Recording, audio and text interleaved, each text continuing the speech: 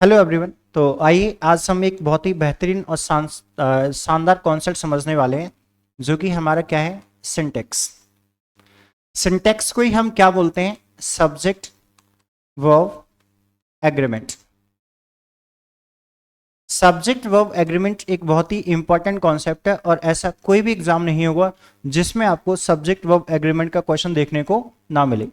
इसमें आपको सिर्फ और सिर्फ एक बात याद रखनी है, वो क्या है कि अगर सेंटेंस का हमारा सब्जेक्ट जो है वो सिंगुलर है। कैसा है? सब्जेक्ट अगर हमारा सिंगुलर है तो आने वाली वर्ब भी हमारी कैसी होगी, सिंगुलर होगी। और यदि सेंटेंस का सब्जेक्ट हमारा प्लूरल है तो आने वाली वर्ब भी हमारी कैसी होगी, प्लूरल है।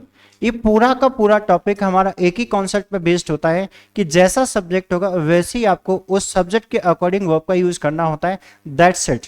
अगर आपने सेंटेंस में सब्जेक्ट पहचान लिया प्लस उस सब्जेक्ट का नंबर आपने आइडेंटिफाई कर लिया कि नंबर सिंगुलर है या प्लूरल है, then you can correct any kind of the sentence regarding या रिलेटेड टू दिस टॉपिक। चलिए तो एग्जाम में कुछ पूछे गए क्वेश्चंस को हम डिस्कस करते हैं इस टॉपिक से संबंधित। जैसे कि ये हमारे सामने एक पहला क्वेश्चन है जो कि एसएससी सीएचएसएल में पूछा गया था। तो इस क्वेश्चन को समझने के लिए समझते हैं कि इसका मेन सब्जेक्ट हमारा क्या है। सब्जेक्ट अगर हमने आइडेंटिफाई कर लिया तो इस क्वेश्चन को हम करेक्टली आंसर कर पाएंगे। तो सेंटेंस हमारा क्या है, the skull bones of a woodpecker. देखिए वुड पैकर हमारा एक क्या होता है, कीड़ा वीड़ा होता है कुछ। तो यहां पर मेन हमारा कॉन्सेप्ट है वो क्या है, ऑफ आपको मिलता है। ऑफ हमारा एक प्रपोजिशन होता है। क्या होता है?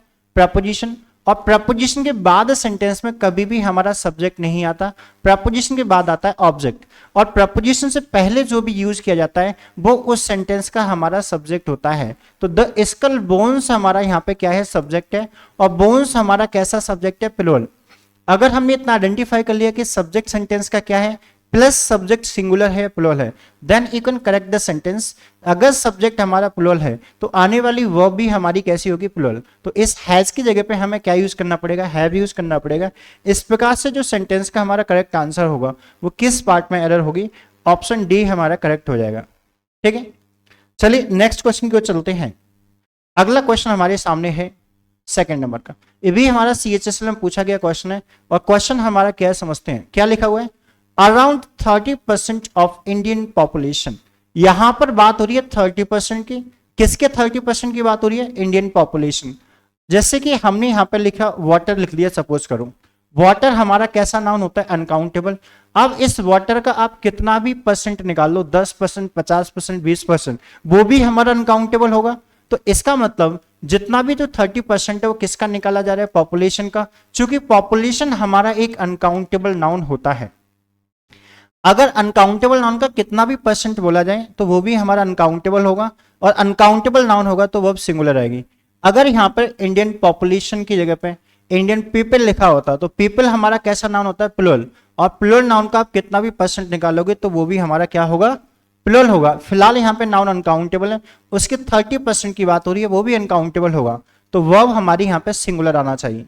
तो इस आर की जगह पे हमें यूज करना पड़ेगा इज। इस प्रकार से जो हमारा करेक्ट आंसर होगा, ऑप्शन डी वाले पार्ट में हमारी एरर है, आर की जगह पे इज आएगा। ठीक है, नेक्स्ट अगला क्वेश्चन है हमारा क्वेश्चन नंबर 3। क्वेश्चन क्या कहता है, एक बार इसको पढ़ते हैं कि although people had been on watch and the watch keepers. देखो वॉच कीपर्स कैसा लिखा है, प्लूरल, तो वर्ड लगा रखा है, इट मींस ये तो सही है। Watch keepers were very tired. आगे पढ़ते हैं, एवरीवन वर अप एंड वर्जिंग। यहां पर बात हो रही है किसकी, एवरीवन की। जब भी आपको सम एनी एवरी, क्या लिखा हमने, सम एनी नो और एवरी, इनसे मिलके जो हमारे प्रोनाउन बन के तैयार होते हैं, या तो इनके साथ वर्डी आपको मिलेगा, या फिर इनके साथ वन मिलेगा, या फिर आपको इनके साथ में थिंग मिलेगा। तो समथिंग, एनीवन या नथिंग, इस प्रकार का कोई भी वर्ड आपको मिलता है तो वर्ब हमेशा हमारी सिंगुलर होती है। इनके साथ में सिंगुलर वर्ब का यूज किया जाता है। तो यहाँ पे एवरीवन के साथ में वर नहीं, क्या आना चाहिए, वॉज। तो इस प्रकार से इस क्वेश्चन का हमारा जो करेक्ट आंसर होगा वो ऑप्शन सी हमारा हो जाएगा। ठीक है, चलिए नेक्स्ट क्वेश्चन की ओर चलते हैं। क्वेश्चन नंबर 4 को एक बार पढ़ते हैं, इसमें क्या मिस्टेक है। एक बहुत ही इंपॉर्टेंट हमारा क्वेश्चन ये है। क्वेश्चन नंबर 4 में देखिए क्या कहा गया है, द इनफ्लो ऑफ। ऑफ हमारा क्या है, प्रपोजिशन। यहीं से क्लियर होता है कि प्रपोजिशन के बाद क्या लिखा है, फॉरेन पोर्टफोलियो फंड्स, ये हमारा इस प्रपोजिशन का हो गया ऑब्जेक्ट। आगे सेंटेंस को रीड करते हैं तो हमें मिलता है क्या, इनटू। इनटू भी हमारा क्या है, एक प्रपोजिशन है। तो इनटू के बाद जो हमारा इंडियन इक्विटीज लिखा हुआ है ये हमारा हो गया इस इनटू का ऑब्जेक्ट। तो सब्जेक्ट कहाँ मिला हमें इस सेंटेंस में, सब्जेक्ट हम पीछे छोड़ गए जो कि हमारा क्या है, द इनफ्लो हमारा एक सब्जेक्ट है। तो अगर आपने सब्जेक्ट आइडेंटिफाई कर लिया then you can correct the sentence. Subject इनफ्लो हमारा सिंगुलर है तो इस हैव की जगह पे हमें क्या यूज करना पड़ेगा, हैज।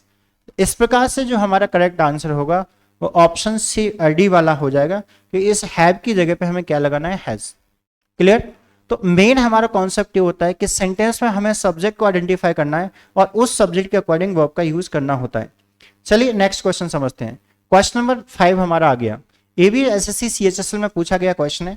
इसमें क्या कहा गया, वो फायर का यूज किया गया है जो कि हमारा सब्जेक्ट है और सब्जेक्ट ये हमारा कैसा होता है, फायर, यानी कि अनकाउंटेबल नाउन है तो सिंगुलर हो गया। सिंगुलर अगर सब्जेक्ट है तो इस हैव की जगह पे हमें हैज का यूज करना पड़ेगा। तो करेक्ट हमारा आंसर हो जाएगा ऑप्शन ए।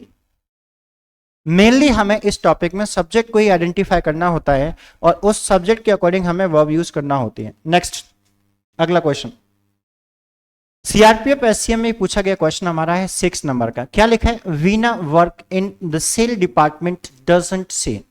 तो देखिए वीना हमारा सेंटेंस का क्या है, सब्जेक्ट।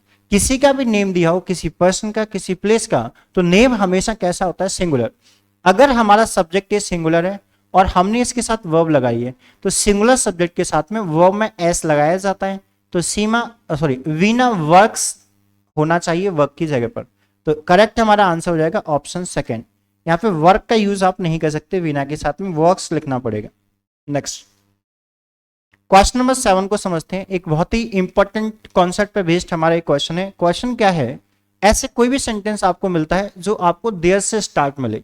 तो देयर याद रखिए एक सब्जेक्ट तो होता है लेकिन ये मात्र हमारा इंट्रोडक्टरी सब्जेक्ट होता है। देयर वाले सेंटेंस में जो हमारा मेन सब्जेक्ट होता है वो सेंटेंस में आपको आगे देखने को मिलेगा।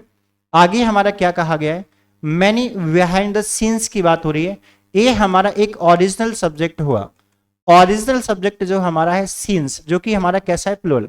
अगर हमारा सब्जेक्ट प्लुरल है तो वो हमारी प्लुरल आएगी। तो इस की जगह पे हमें यूज करना पड़ेगा आर। इस प्रकार से जो करेक्ट हमारा आंसर बनेगा वो ऑप्शन डी हमारा हो जाएगा। इसकी जगह पे हम आर का यूज कर लेंगे। ठीक है, चलिए नेक्स्ट क्वेश्चन को समझते हैं।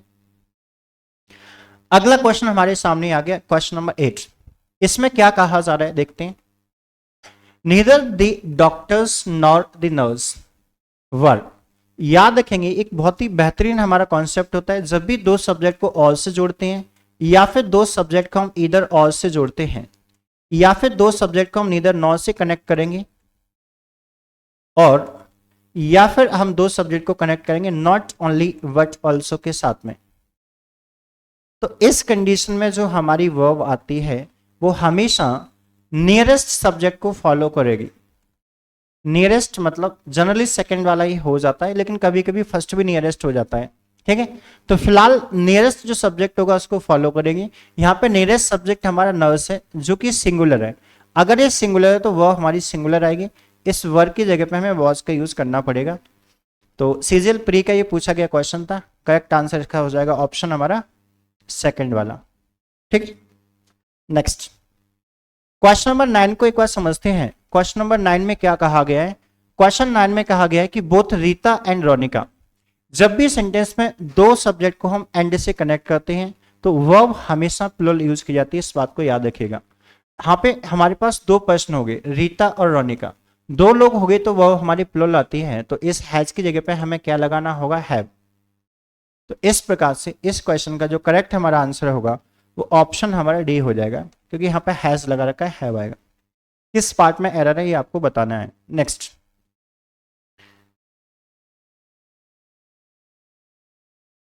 क्वेश्चन नंबर 10 को एक बार समझते हैं। एक बहुत ही शानदार इंपॉर्टेंट कॉन्सेप्ट पे हमारा ये बेस्ड क्वेश्चन है। क्वेश्चन थोड़ा सा बड़ा है तो देख के घबराना नहीं है। क्या लिखा हुआ है, दे ऑल, यानी कि उन सभी की बात हो रही है, सब्जेक्ट हो गया। दे ऑल एक्सेप्ट हमारा होता है प्रपोजिशन। प्रपोजिशन के बाद जो होता है वो बन जाता है ऑब्जेक्ट। अगर दे सब्जेक्ट हमारा है तो वर्ब कैसी आएगी, प्लुरल, मतलब वर्ब लगा रखा है फिलहाल तो ठीक है। They all except Sherin were very sad during the farewell party given to the teacher retiring and her indifference. देखो यहाँ पे क्या लिखा है, हर इनडिफरेंस। इनडिफरेंस जो कि हमारा एक अनकाउंटेबल नाउन होता है और ये यहाँ पे सब्जेक्ट का फंक्शन कर रहा है। अगर कोई भी अनकाउंटेबल चीज सेंटेंस में आती है तो वो हमारा सब्जेक्ट है, तो सब्जेक्ट वो सिंगुलर है। कैसा सब्जेक्ट है? सिंगुलर। अगर ये सिंगुलर है तो यहाँ पे आप वर्ब का यूज नहीं कर सकते, आपको क्या लगाना पड़ेगा? वॉज लगाना पड़ेगा। ये भी हमारा सीजीएल में पूछा गया क्वेश्चन है। इस प्रकार से इस सेंटेंस का जो हमारा करेक्ट आंसर होगा वो ऑप्शन सी होगा। इस वर्ब की जगह पे हमें क्या यूज करना पड़ेगा? वॉज। तो इसी प्रकार से इस टॉपिक से रिलेटेड एग्जाम में क्वेश्चन पूछे जाते हैं। बस हमारा एक काम होता है कि सेंटेंस में सबसे पहले सब्जेक्ट को आइडेंटिफाई करना है, प्लस हमें देखना है कि सब्जेक्ट सिंगुलर है या प्लूरल है, तो आप किसी भी प्रकार के क्वेश्चन का आंसर कर पाएंगे। क्लियर? तो it's enough. Thank you very much.